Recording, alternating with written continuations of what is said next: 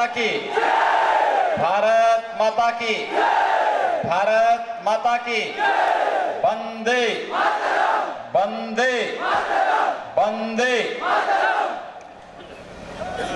कर्नाटकದ ಮಹಾಜನತೆಗೆ ಯೋಗಿಯ ಹೃದಯಪೂರ್ವಕ नमस्कार।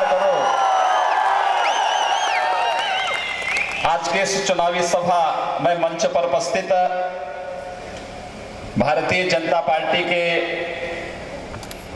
एमएलए और एमएलए पद के प्रत्याशी श्रीमान एस अंगारा जी, मंडल अध्यक्ष श्रीमान वेंकट बालालंबे जी, महामंत्री प्रकाश हेगड़े जी, केरल प्रदेश के महामंत्री श्रीमान सुरेंद्रन जी,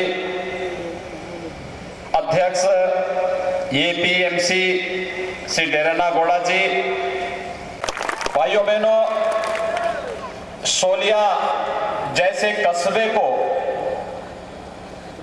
शिक्षा की दृष्टि दक्षिण की काशी बनाने वाले स्वर्गीय गुरुजी वेंकट रमन्ना गौड़ा जी को मैं स्मरण करता हूं, जिन्होंने अनेक शिक्षण संस्थाओं की स्थापना करके इस पूरे कस्बे को दक्षिण भारत का काशी बनाने में बहुत बड़ा योगदान किया है। ये हमारे लिए इसलिए भी महत्वपूर्ण है कि कर्नाटक के पूर्व सीएम केंद्रीय मंत्री श्रीमान डीवी सदानंद गौड़ा जी का यह गृह स्थान है और इसलिए आज हम सब यहां पर एकत्र हुए हैं। इस क्षेत्र का प्रतिनिधित्व कर्नाटक विधानसभा में हो और कर्नाटक में भारतीय जनता पार्टी की सरकार का गठन हो,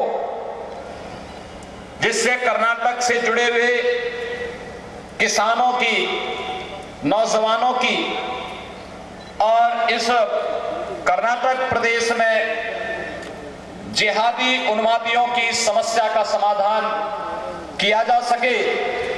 इसलिए आज भारतीय जनता पार्टी के प्रत्याशी के समर्थन में मैं स्वयं उत्तर प्रदेश से यहां पर आकर के आप सबसे अपील करने के लिए आया हूं। भाइयों बहनों, उत्तर प्रदेश देश का एक ऐसा प्रदेश है जो जनसंख्या की दृष्टि से सबसे बड़ा प्रदेश तो है ही, लेकिन भगवान श्री राम और भगवान श्री कृष्ण की जन्मस्थली होने का गौरव भी उत्तर प्रदेश को प्राप्त है। अयोध्या में जन्मे श्री राम जब 14 वर्ष के वनवास में निकले थे तो 14 वर्ष के वनवास में उनका सबसे विश्वसनीय सहयोगी कोई मिला था तो कर्नाटक में जन्मे अंजनी पुत्र श्री हनुमान उनके सबसे विश्वसनीय सहयोगी बने थे। श्री राम और श्री हनुमान का यह मिलन भारत के अंदर राम राज्य की स्थापना का आधार बना था। राम राज्य एक आदर्श शासन की व्यवस्था है जहां पर किसी के साथ कोई भेदभाव न हो, जहां कोई असुरक्षा का वातावरण न हो, जहां किसी प्रकार की अराजकता और गुंडागिर्दी न हो, कोई माफियागिरी न हो।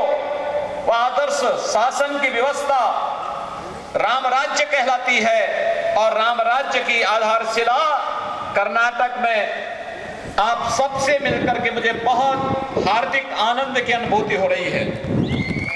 भाइयों बहनों, कर्नाटक के साथ मेरा वैसे भी बहुत नजदीक का संबंध है और ये नजदीक का संबंध मेरा इस रूप में है कि महायोगी भगवान गोरक्षनाथ जी जब कर्नाटक में आते हैं तो कर्नाटक में भगवान मंजुनाथ के नाम पर उनकी पूजा होती है। भगवान मंजुनाथ का मंदिर मैंगलोर में, और जब भगवान मंजुनाथ का प्रकटीकरण मैंगलोर में होता है तो उनके साथ भैरेश्वर देव का और गंगा की धारा भी मैंगलोर में एक साथ निकलती है। आदि चुनचुनगिरी काल भैरवेश्वर का ही वह सिद्ध स्थल है जो आज भी अपनी तमाम सामाजिक, सांस्कृतिक, शैक्षणिक गतिविधियों के लिए पूरे कर्नाटक के अंदर, पूरे देश के अंदर अपनी सेवाओं के माध्यम से इस पूरी परंपरा को आगे बढ़ाने का कार्य कर रहा है। भाइयों बहनों, जब हम कर्नाटक की बात करते हैं तो मुझे कर्नाटक का किसान याद आता है। वास्तव में जब मैं कभी कर्नाटक पहुंचता हूं तो सबसे अधिक आपत्ति कोई करता है तो कर्नाटक के सीएम श्रीमान सिद्धरामैया जी करते हैं। मेरे कर्नाटक आने पर उनको बड़ी आपत्ति होती है। लोगों ने मुझसे पूछा कि आखिर सिद्धरामैया जी कर्नाटक आने पर विरोध क्यों करते हैं। मैंने कहा उसका 2-3 कारण हो सकते हैं। एक कारण तो है कि मैं गौ सेवा और गौ रक्षण का कार्य करता हूं। दुर्भाग्य से सिद्धरामैया जी की सरकार यहां पर इलीगल स्लॉटर हाउसेज को चला करके गौवंश को नष्ट करने का कार्य कर रही है। वह पाप कर रही है, हम लोग पुण्य कमा रहे हैं। हमने उत्तर प्रदेश के अंदर भारतीय जनता पार्टी की सरकार आई थी, 24 घंटे के अंदर हमने illegal slaughter houses Uttar Pradesh के अंदर बंद करवाए थे। और मैं सिद्धरामैया जी से कहना चाहता हूं, क्या समाज को विघटन करने की बजाय, समाज को विभाजित करने की बजाय, जाति, मत और संप्रदाय के आधार पर बांटने की बजाय इलीगल स्लॉटर हाउसेज कर्नाटक के अंदर बंद किए होते, लोगों को बड़ी संतुष्टि होती, लोग उससे प्रसन्न होते। लेकिन इलीगल स्लॉटर हाउसेज बंद न करके यहां पर सिद्धरामैया की सरकार ने यहां की जनभावनाओं के साथ खिलवाड़ किया है। भाइयों बहनों, उत्तर प्रदेश के अंदर आए हुए हमारी सरकार को 1 वर्ष का कार्यकाल पूरा हुआ है। इस 1 वर्ष के दौरान हमारी सरकार ने उत्तर प्रदेश के अंदर 86 लाख किसानों के कर्जे माफ किए और उन्हें माफ करके किसानों को चेहरे पर खुशहाली लाने का कार्य भारतीय जनता पार्टी की यूपी की गवर्नमेंट ने लाने का कार्य किया है।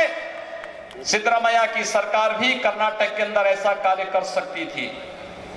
सरकारों के सामने चुनौतियां आती हैं, कभी शुगर केन की है, कभी पोटैटो की है, कभी किसी अन्य राइस का होता है, कभी व्हीट का होता है।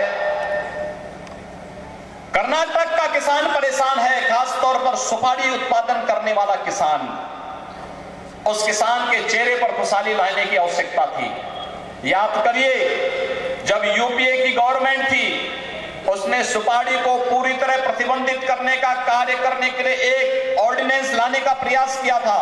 भाइयों बहनों, ये कर्नाटक के किसानों के साथ एक धोखा था कांग्रेस की ओर से, और इसीलिए आज हम सब आपके पास आए हैं। किसानों के हितों में कार्य करने वाली सरकार आपको चाहिए और इससे केवल और केवल एक विकल्प हो सकता है, वह भारतीय जनता पार्टी विकल्प है। भारतीय जनता पार्टी जिससे आपके पास है, और भारतीय जनता पार्टी ने अपने मैनिफेस्टो में इन सब बातों का उल्लेख भी किया है।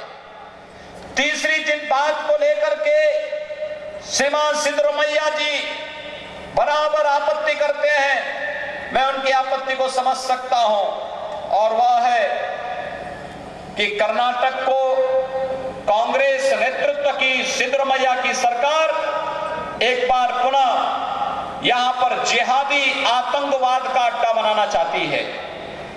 इस पूरे क्षेत्र की सुरक्षा के साथ खिलवाड़ करना चाहती है। बीजेपी के 23 से अधिक कार्यकर्ताओं की निर्मम हत्या कर्नाटक के अंदर होना और सरकार का उसमें किम कर्तव्य विमूढ़ की स्थिति में खड़ा होना, उन जिहादी तत्वों के खिलाफ प्रभावी कार्रवाई न करना, इस बात को प्रदर्शित करता है कि कर्नाटक की कांग्रेस नेतृत्व की सिद्धरामैया की सरकार जिहादी तत्वों के साथ, गुंडे और आपराधिक तत्वों के साथ, माफिया तत्वों के साथ कोई कार्रवाई नहीं करना चाहती, बल्कि उनके साथ सांठ-गांठ करके यहाँ की राजनीति का प्राधिकरण करना चाहती है, यहाँ के राजनीति का माफियाकरण करना चाहती है, यहाँ के राजनीति को तुष्टीकरण की पराकाष्ठा पर पहुंचा करके उसका जिहादीकरण करना चाहती है। भाइयों बहनों, उत्तर प्रदेश के अंदर इससे भी खराब हालात थे जब हम लोग 1 वर्ष पहले उत्तर प्रदेश की सत्ता में आए थे। हर सप्ताह 2 बड़े दंगे होते थे यूपी में, कोई सुरक्षा का वातावरण नहीं था, कब किसका अपहरण हो जाए, कब किसकी हत्या हो जाए, कोई भरोसा नहीं होता था। आज मैं दावे के साथ कह सकता हूं, उत्तर प्रदेश के अंदर एक भी माफिया गिरोह सुरक्षित नहीं बचा है। आपराधिक गिरोहों को एक ओर से सफाया किया गया है और जिहादी तत्वों के साथ भी बड़ी सख्ती के साथ निपटने का कार्य उत्तर प्रदेश के अंदर हुआ है और उसका परिणाम है कि आज उत्तर प्रदेश आज निवेश के लिए देश का सबसे अच्छा स्थान बना है। आज वहां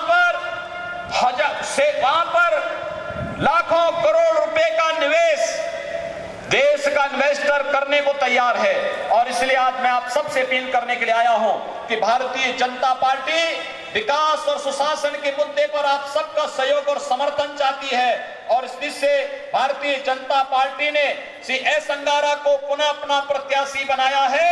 श्री एस अंगारा को कमल चुनाव चिन्ह पर भारी मतों से चुनाव जिता करके आप कर्नाटक असेंबली में भेजिए। भारतीय जनता पार्टी की सरकार आपको डेवलपमेंट और गुड गवर्नेंस के साथ जोड़ने का कार्य करेगी। आप सबके प्रति मेरी शुभकामनाएं। धन्यवाद। जय जय श्री राम।